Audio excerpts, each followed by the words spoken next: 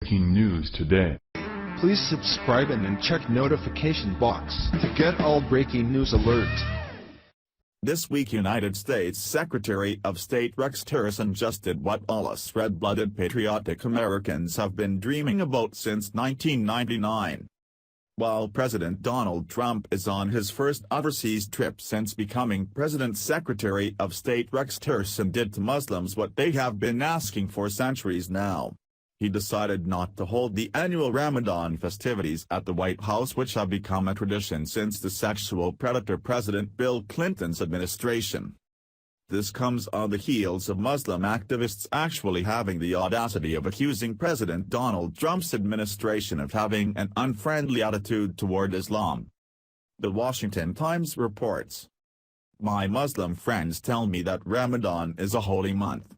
They say it is a month dedicated to introspection, facilitated by daily fasting. Fasting lets you know in the most intimate way that you are but a fragile creature, dependent on God for your very existence. Fasting is also meant to facilitate empathy with the poor and needy. Ramadan is a month for appreciating one's relationship with family, friends, and most of all, with God. The combination of worship, introspection and social activity is designed to create an opportunity to grow spiritually, and to become more generous and kind." So it is sad to see that very word Ramadan has come to mean the opposite of its original intention. Ramadan today is a time of chaos and mayhem, murder and destruction. Islamist terror attacks that take place in the month of Ramadan, and in the name of Ramadan, have sullied not only Islamism, but, by association, the Ramadan attacks have tarnished the reputation of Islam itself. To the pain of religious people everywhere, Ramadan violence has dishonored religion in general. Murder in the name of God is a disgrace to God. Last year, murderous Ramadan attacks took place in Europe, Africa, and the Middle East. Jihad's innocent victims were killed in France, Syria, Tunisia, Somalia, and Kuwait. Monday was the first day of this year's Ramadan.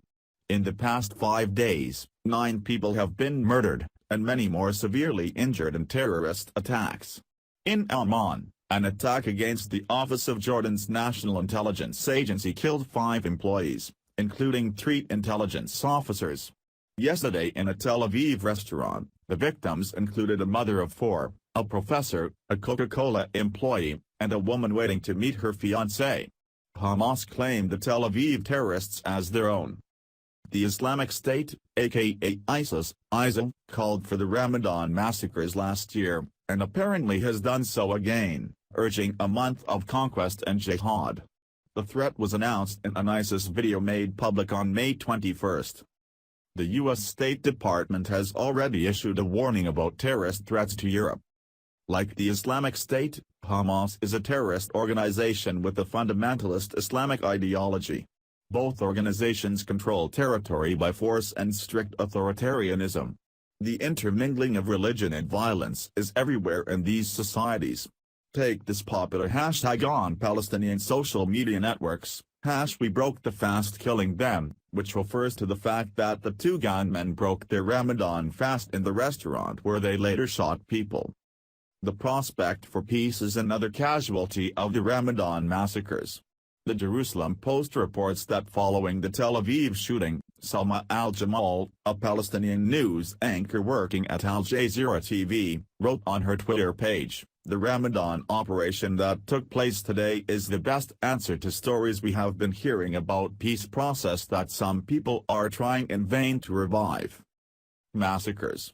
The Jerusalem Post reports that following the Tel Aviv shooting, Salma al-Jamal, a Palestinian news anchor working at Al Jazeera TV, wrote on her Twitter page, "The Ramadan operation that took place today is the best answer to stories we have been hearing about peace process that some people are trying in vain to revive." Bloody Ramadan leaves a trail of lives wasted, families shattered, and grief, anger and loss. It dishonors both humanity and God. Really, Muslims? How friendly is the death cult you call a religion to other religions and cultures? Are they friendly to Christians? Nope, they kill them every chance they get. Are they friendly to Jew? Nope, in fact, Jews aren't even allowed to enter Muslim nations. Just ask Saudi Arabia. And why do we even allow Muslim activists in this country? A death cult shouldn't have any so-called activists. In fact, this year Muslims are celebrating Ramadan by threatening one of our major cities.